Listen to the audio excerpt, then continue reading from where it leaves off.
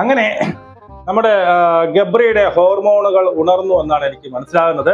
സത്യം പറഞ്ഞു കഴിഞ്ഞാല് ഇന്ന് രാവിലെ നടന്നൊരു സീനാണ് കേട്ടോ. അവര് ഈ പറഞ്ഞ ഇന്നലെയൊക്കെ കുറെയൊക്കെ സംയമനം പാലിച്ച് ഗബ്രി വളരെ കൺട്രോൾഡ് ആയിരുന്നു. പക്ഷെ ഈ ഗബ്രി തന്നെ നമ്മളെ ഇന്റർവ്യൂവിൽ പറഞ്ഞിട്ടുണ്ട്, ചില സമയത്ത് ഓപ്പോസിറ്റ് സെക്സിനെ കാണുമ്പോൾ നമ്മുടെ ചില ഹോർമോണുകൾ ഉത്തേജിക്കുമെന്നൊക്കെ ആര് പറഞ്ഞിട്ടുണ്ടായിരുന്നു, നമ്മുടെ ഗബ്രി പറഞ്ഞിട്ടുണ്ട്. എനിക്ക് തോന്നുന്നു ആ സമയത്ത് പല്ല് തേച്ചുകൊണ്ടിരിക്കുന്ന ആ സമയത്ത് എനിക്ക് തോന്നുന്നു പിന്നെ ഗബ്രിയുടെ ഹോർമോണുകൾ ഉത്തേജിച്ചിട്ടുണ്ട് എന്നാണ് എനിക്ക് മനസ്സിലാക്കാൻ സാധിക്കുന്നത്. അപ്പൊ എന്തായാലും അങ്ങനെ ഒരു കെട്ടിപ്പിടുത്തം, അതിന് ഞാൻ വല്ല തെറ്റൊന്നും പറയുന്നില്ല. കുറച്ച് കാലത്തെ ആഗ്രഹങ്ങളൊക്കെ കാണൂലേ, ഇന്നലെയൊക്കെ പിന്നെ ആൾക്കാരൊക്കെ ഉണ്ടായിരുന്നതൊന്നും നടന്നില്ല. അതുപോലെ ഗബ്രി പുറത്തുള്ള കാര്യങ്ങൾ എന്തൊക്കെയാണ് പുറത്ത് നെഗറ്റീവ് ആയത് എന്നൊക്കെ വളരെ കൃത്യമായിട്ടൊക്കെ മനസ്സിലാക്കിയിട്ടാണ് ഗബ്രി വന്നത്. ഇന്നലെയൊക്കെ അവൻ പിടിച്ചു നിന്നു. പക്ഷെ ഇന്ന് രാവിലെ ആരും കാണില്ല എന്ന് കരുതി ഈ ബാത്റൂമിന്റെ സൈഡില് പോയി നിന്ന് നടത്തിയ ഒരു ചേഷ്ടയാണിത്. മറ്റൊന്നുമല്ല, ഈ പറയുന്ന ഗബ്രി അവിടെ പല്ല് തേച്ചുകൊണ്ട് നിൽക്കുകയായിരുന്നു എന്നും ഈ പറയുന്ന ആരാണ് ജാസ്മിൻ അങ്ങോട്ട് കയറിപ്പോയി അങ്ങോട്ട് പോയി കെട്ടിപ്പിടിച്ചു എന്നുള്ളതാണ്. പക്ഷെ കെട്ടിപ്പിടിച്ചിരുന്ന വിഷയമല്ല, യമുനാണ്. എന്താ യമുന ഇത്? അവര് ഈ പറയുന്ന യുവമിഥുനങ്ങളാണ്. ആഴ്ചകളോളം അവർ കാണാതിരുന്ന് കണ്ട ഒരു അവസരമായിരുന്നു അല്ലെ. അപ്പൊ അവരുടെ അവരുടെ ആഗ്രഹങ്ങൾ നടക്കട്ടെ. യമുന അതിന്റെ ഇടയിൽ വന്ന് പ്രശ്നം ഉണ്ടാക്കേണ്ട വല്ല ആവശ്യം ഉണ്ടായിരുന്നു? ഇന്നലെ തന്നെ യമുനയുടെ മുഖം നോക്കി എനിക്ക് അങ്ങോട്ട് ഇഷ്ടപ്പെട്ടില്ല. യമുന ഈ പറയുന്ന ആരുടെ നമ്മുടെ പിന്നെ ജാസ്മിൻ സംസാരിക്കുന്നുണ്ട്. ജാസ്മിൻ പറയുന്നതൊന്നും യമുനയ്ക്ക് പിന്നെ ഇഷ്ടപ്പെടുന്നില്ല. യമുനയുടെ മുഖം കണ്ടാൽ അറിയാം ഈ കൊച്ചെന്താണ് പറയുന്നത് എന്നുള്ള ഒരു സ്റ്റൈലിലാണ് യമുന. നോ ചെയ്യരുത്. എനിക്ക് ഏറ്റവും കൂടുതൽ ചിരി വന്ന മറ്റൊന്നുമല്ല, ഇവര് രണ്ടുപേരും അതിനകത്ത് ആരും ഇല്ല, ഇവർ രണ്ടുപേരും അതിനകത്ത് കയറി കെട്ടിപ്പിടിച്ചുകൊണ്ട് നിൽക്കുകയാണ്.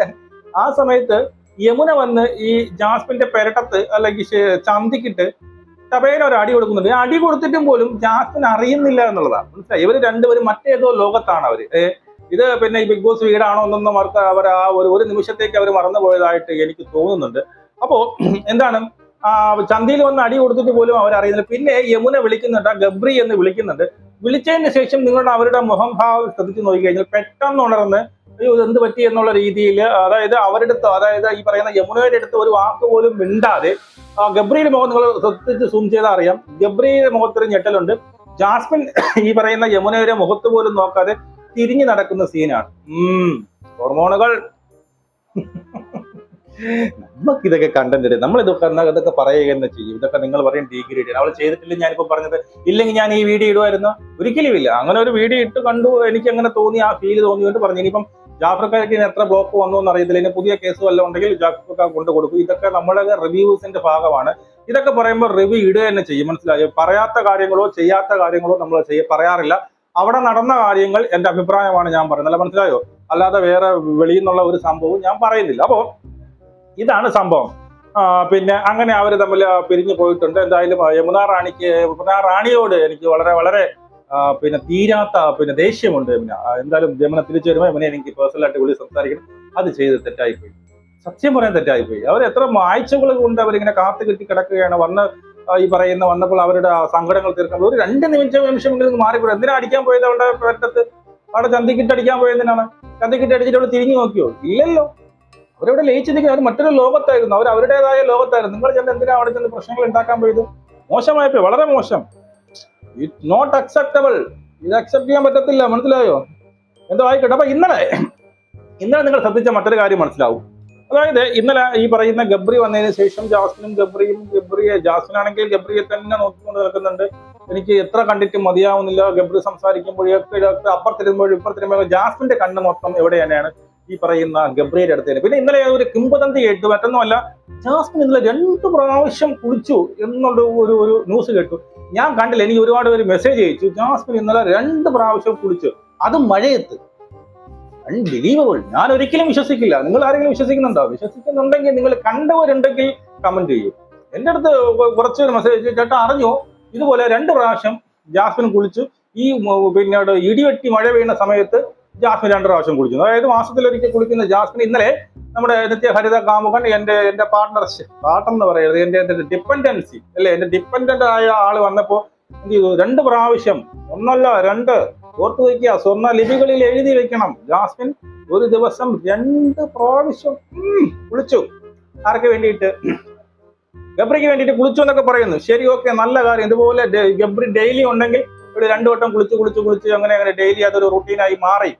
നല്ലൊരു സ്വഭാവത്തിലേക്ക് വരട്ടെ എന്ന് ഞാൻ ആഗ്രഹിക്കുന്നു. അപ്പോൾ ഇന്നലെ ഞാൻ പറയാൻ വന്നത്, ഇന്നലെ ഗബ്രയും ജാസ്മിനുമായിട്ടുള്ള കോൺവെർസേഷനിൽ ഞാൻ ശ്രദ്ധിച്ചൊരു കേസുണ്ട്. നിങ്ങൾക്കറിയാം, ഈ ജാസ്മിൻ പറയുമ്പോൾ മറ്റുള്ള അല്ലെങ്കിൽ വൈൽഡ് കാർഡ് എൻട്രി വരട്ടെ അല്ലെങ്കിൽ ഏതെങ്കിലും വീട്ടുകാരൊക്കെ വരുമ്പോൾ അവൾ എപ്പോഴും എന്ത് ചെയ്യുന്നുണ്ട്, പുറത്തുള്ള കാര്യങ്ങൾ അറിയാൻ വേണ്ടിയിട്ട് ഭയങ്കര ഉത്സുകയാണ് അവൾ, അല്ലേ?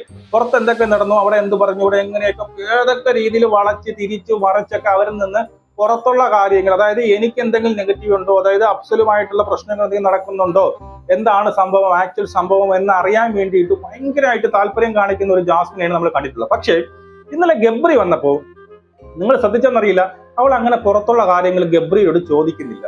ഞാൻ കണ്ടപ്പോൾ, എനിക്ക് ലൈവിൽ കണ്ടപ്പോൾ എനിക്ക് മനസ്സിലായത് ഗബ്രിയോട് പുറത്തുള്ള കാര്യങ്ങൾ അങ്ങനെ വലുതായിട്ട് ചോദിക്കുന്നില്ല എന്ന് മാത്രമല്ല, ഗബ്രി പുറത്തുള്ള കാര്യങ്ങൾ സംസാരിക്കാൻ വേണ്ടിയിട്ട് പോകുമ്പോൾ അവൾ അവിടെ തടയുന്നുമുണ്ട്. ഇന്നലെ ഞാൻ എപ്പിസോഡ് കണ്ടിട്ടുണ്ട്, ഞാൻ ലൈവ് കണ്ടില്ലെങ്കിൽ എപ്പിസോഡിൽ ഒരുപാട് പ്രാവശ്യം ഗബ്രി എന്ത് ചെയ്യുന്നുണ്ട്, പുറത്തുള്ള കാര്യങ്ങൾ സംസാരിക്കാൻ വേണ്ടി ശ്രമിക്കുന്നു. ഇവൾ പറയും, നിക്ക് ഞാൻ പറയട്ടെ, എന്റെ പിന്നീട് എന്താണ് എന്റെ പിന്നീട് സങ്കടങ്ങൾ പറഞ്ഞു തീരട്ടെ എന്ന് പറഞ്ഞാൽ ഇവിടെ സങ്കടങ്ങളൊന്നും പറഞ്ഞു തീരുന്നില്ല. ഇവിടെ വേറെ എവിടെ കൂടിയൊക്കെ കറങ്ങി തിരിഞ്ഞ് വേറെ എന്തോ കാര്യങ്ങൾ പറയുന്നത്. ഗബ്രി വീണ്ടും തന്റെ കാര്യങ്ങൾ പറയാൻ പോകുമ്പോൾ നിക്ക്, അങ്ങനെ പലപ്പോഴായിട്ട് ഗബ്രി പുറത്തുള്ള കാര്യങ്ങൾ സംസാരിക്കാൻ പോകുമ്പോൾ ഇവള് തടയിടുന്നതായിട്ട്, ഈ പറയുന്ന വിഷയത്തെ വഴിതെറ്റിച്ച് വിടാനായിട്ട് ശ്രമിക്കുന്നതായിട്ട് എനിക്ക് ഫീൽ ചെയ്തു. നിങ്ങൾക്ക് ഫീൽ ചെയ്തെങ്കിൽ പറയാം. കാരണം ഇവൾ ആഗ്രഹിക്കുന്നില്ല. ഇപ്പൊ എന്തായാലും പുറത്തിറങ്ങിയ പറയുന്ന ആരാണ്, നമ്മുടെ ഗബ്രി, അഫ്സലിന്റെ വിഷയവും കാര്യങ്ങളൊക്കെ എന്തായാലും തീർച്ചയായിട്ടും അറിഞ്ഞിരിക്കും. അവന്റെ വാ കൊണ്ട് നീ അങ്ങനെ ചെയ്തിട്ട് പോയതല്ലേ, അവർ അവിടെ ഇങ്ങനെയൊക്കെ പറയുന്നുണ്ടല്ലോ, നീ എൻഗേജ്മെന്റ് കഴിഞ്ഞതല്ലേ, അവനെ നീ ചതിച്ചതല്ലേ എന്നൊരു ക്വസ്റ്റ്യൻ ഗബ്രിയുടെ വായിൽ നിന്ന് വന്നാൽ അതിനെ ഡിഫെൻഡ് ചെയ്യാനോ, കാരണം ഗബ്രി പുറത്തുനിന്ന് വരികയാണ്, അവന്റെ അടുത്ത് കള്ളം പറയാൻ പറ്റത്തില്ല, മനസ്സിലായോ? ഡിഫെൻഡ് ചെയ്യാനോ അതിനെ ഫേസ് ചെയ്യാനോ ഉള്ള ചങ്കുറപ്പോ അതിനുള്ള ഒരു ധൈര്യം അവൾക്കില്ല. അതുകൊണ്ട് തന്നെയാണ് ഗബ്രിയിൽ നിന്ന് പുറത്തുള്ള കാര്യങ്ങൾ ചോദിക്കാനോ ഒന്നിനും അവൾ ആഗ്രഹിക്കുന്നില്ല എന്നുള്ളതാണ് എനിക്ക് മനസ്സിലായത്.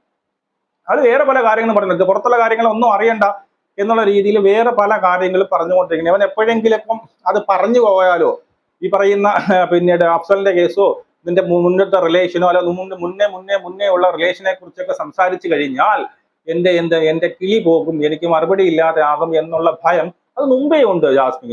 അവൻ പുറത്തു പോയപ്പോഴേ ഇതൊക്കെ അറിഞ്ഞതിന് ശേഷം വീണ്ടും എൻ്റെ അടുത്ത് മിണ്ടാതിരിക്കും എന്നുള്ള ഭയമുണ്ട്. ആ ഭയം കൊണ്ട് മാത്രമാണ് ഇവൾ എപ്പോഴും ഈ പറയുന്ന ഗബ്രിയെ കൺവിൻസ് ചെയ്യാൻ വേണ്ടിയിട്ട് ഈ പറയുന്ന ഓരോ ചേഷ്ടകൾ അവിടെ കാണിച്ചുകൊണ്ടിരുന്നത്. പക്ഷെ അവളുടെ എല്ലാ സ്ഥലത്തും ഞാൻ മനസ്സിലാക്കിയെടുത്ത് എല്ലായിടത്തും ഇവൾ വിജയിക്കുന്നുണ്ട്. അവളുടെ ഫസ്റ്റ് റിലേഷൻ തൊട്ട് എല്ലാ റിലേഷനിലും ഇവളാണ് വിജയിക്കുന്നത്. അതായത് ഇപ്പം ഫസ്റ്റ് ഈ പറയുന്ന മുന്നക്കയ്ക്ക് മുമ്പ് ഇവർക്ക് റിലേഷൻ ഉണ്ടായിരുന്നു. അവിടെ ഈ മുന്നക്കയ്ക്ക് പിന്നീട് മുന്നക്കയുമായിട്ട് ഇവള് പ്രണയത്തിലാവുമ്പോൾ മുന്നക്ക അറിഞ്ഞു വെച്ചുകൊണ്ട് എന്താണ് പുറത്ത് ഇവൾക്ക് വേറൊരു റിലേഷൻ അറിഞ്ഞു വെച്ചുകൊണ്ട് തന്നെ ഇവളുടെ കെണിയിൽ അല്ലെങ്കിൽ ഇവളുടെ പിന്നെ സ്നേഹത്തിൽ പെടുകയാണ്. അവിടെ ആര് ജയിച്ചു? ഈ പറയുന്ന ജാസ്മിൻ ജയിച്ചു. രണ്ടാമത് അഫ്സലുമായിട്ട് വരുമ്പോൾ അഫ്സലിനും അറിയാമായിരുന്നു മുന്നേക്കമായിട്ട് റിലേഷൻ ഉണ്ടെന്ന്. അവിടെയും എന്ത് ചെയ്തു, അഫ്സലിനെ കൺവിൻസ് ചെയ്യും, അല്ലെങ്കിൽ ഈ പറയുന്ന പിന്നെ ജാസ്മിന്റെ സ്നേഹത്തിൽ അഫ്സലും എന്ത് ചെയ്യുന്നു, അവനൊരു റിലേഷൻ ഉണ്ടെങ്കിലും കുഴപ്പം, എനിക്ക് ഇവിടെ കിട്ടിയാൽ മതി എന്നുള്ള അവസ്ഥയിലേക്ക് അഫ്സലും വന്നു. അവിടെയും ആര് ജയിച്ചു? അവിടെയും ജാസ്മിൻ ജയിച്ചു. ഇവിടെ ഗബ്രിയുടെ കേസ് വരുമ്പോൾ ഇവിടെയും ജാസ്മിൻ ജയിച്ചാ നിൽക്കുന്നത്. ആരും ഇവളെ ഒപ്പോസ് ചെയ്യുന്ന അവളെ അല്ലെങ്കിൽ പിന്നീട് എന്താണ് പറഞ്ഞ് നീ അവരുടെ തെറ്റ് പറഞ്ഞ് മനസ്സിലാക്കുന്നത് ആരും ശ്രമിക്കുന്നില്ല. അവിടെ എല്ലാം ഇതുവരെ ഗബ്രിയുടെ വിഷയം വരെ ജാസ്മിൻ ജയിച്ചിരിക്കുന്നു. ജാസ്മിൻ എന്താണോ മനസ്സിൽ ആഗ്രഹിച്ചത് അതാണ് നടക്കുന്നത് ഇവിടെ, മനസ്സിലായി. ഇന്നിപ്പം ഗബ്രി തിരിച്ചു വന്ന് ഇതിനെതിരെ നീ എൻ്റെ അടുത്ത് കാണിച്ച് തിണ്ടിത്തന്നെ പോലെ നീ എന്തിനാ ഇങ്ങനെ ഒരു ചതി ചെയ്യാൻ പാടുണ്ടോ, അത് തെറ്റല്ലേ, സമൂഹത്തിൽ നീ കൊടുക്കുന്നത് വലിയൊരു തെറ്റല്ലേ, നമ്മളിങ്ങനെ ചെയ്തത് ശരിയല്ലല്ലോ എന്ന് പറഞ്ഞിരുന്നു എങ്കിൽ അവിടെ ആരാണ് തോക്കുന്നത്? അവിടെ തോക്കുന്നത് ജാസ്മിനാണ്. അങ്ങനെ പറയാനുള്ള ഒരു അവസരമാണ് ജാസ്മിൻ അവിടെ കൊടുക്കാതിരിക്കുന്നത്. അങ്ങനെ പറയാതിരിക്കാൻ വേണ്ടിയിട്ടാണ് ജാസ്മിൻ എന്ത് ചെയ്യുന്നത്, ഈ പുറത്തുള്ള കാര്യങ്ങൾ ഈ പറയുന്ന ഗബ്രി പറയാൻ വേണ്ടി പോയി പല കേസുകൾ എനിക്ക് പറയാനുണ്ടെന്ന് പറഞ്ഞിട്ട് വേറെ ഒരു ബന്ധവുമില്ലാത്ത എന്തെങ്കിലും കേസ് പറഞ്ഞുകൊണ്ട് വരുന്നത് അതുകൊണ്ടാണ്, മനസ്സിലായോ? അപ്പോൾ ഇവിടെ എല്ലാ റിലേഷനിലും ഈ പറയുന്ന ജാസ്മിന്റെ മാതക സൗന്ദര്യത്തിന് മുമ്പിൽ എല്ലാവരും വീണു പോകുന്ന ഒരു അവസ്ഥ, അതിൽ പെട്ടുപോകുന്ന ഒരവസ്ഥയാണ് എനിക്ക് പേഴ്സണലി മനസ്സിലാവുന്നത്. ഇവിടെയും അതുപോലെ തന്നെയാണ് സംഭവിച്ചത്. ഇനി അടുത്ത പുറത്തിറങ്ങി ഇനിയിപ്പം ഗബ്രിയുമായിട്ട് എങ്ങനെ അറിയാം, ഈ പറയുന്ന ജാതിയും മതമൊന്നും പറഞ്ഞുകൊണ്ടൊന്നും കാര്യമില്ല. ജാതിയിലേക്ക് എന്തിരിക്കുന്നു ജാസ്മിനെ? ഈ പറയുന്ന ഈ 21ാം നൂറ്റാണ്ടിൽ നമ്മൾ ജാതി മതം അങ്ങനെയൊന്നുമില്ല. നിങ്ങൾക്ക് ഇഷ്ടമാണെങ്കിൽ നിങ്ങൾ കെട്ടു, നിങ്ങളുടെ അച്ഛനും വാപ്പയൊക്കെ മറന്നു. ഇപ്പൊ എന്തായാലും അഫ്സലിനെ കളഞ്ഞില്ല, അഫ്സൽ എന്തായാലും തിരിച്ചു വരത്തില്ല. ഇനിയിപ്പോ വാപ്പേനൊക്കെ നോക്കിയില്ല, വാപ്പ എന്തായാലും നീ ഇന്നെ നിർബന്ധത്തിന് വരുന്നത്.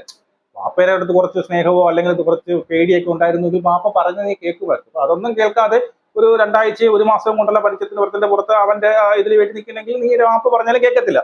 അപ്പൊ നിങ്ങളുടെ ഇപ്പം ഗബ്രി എന്തിടെ ഗബ്രി ഒരാണല്ലേ, അച്ഛൻ അമ്മ എന്ന് പറഞ്ഞാൽ കേൾക്കരുത്. നിനക്ക് ഇഷ്ടമുള്ളവളെ നീ കെട്ടുക, നിങ്ങൾ സുഖിച്ച് ജീവിക്കുക, എനിക്ക് ഇത്രേ പറയുള്ളൂ. അപ്പൊ ഇതാണ് കാണാൻ. എനിക്ക് യമുന റാണിയോട് തീർക്കാ തീരാത്ത പകയുണ്ട്. അവരുടെ സ്വകാര്യ നിമിഷങ്ങൾ നിങ്ങൾ പോയി കരടായി നിന്നു. It's very bad. നമുക്ക് വീണ്ടും കാണാം. ജയ് ഹിന്ദ്.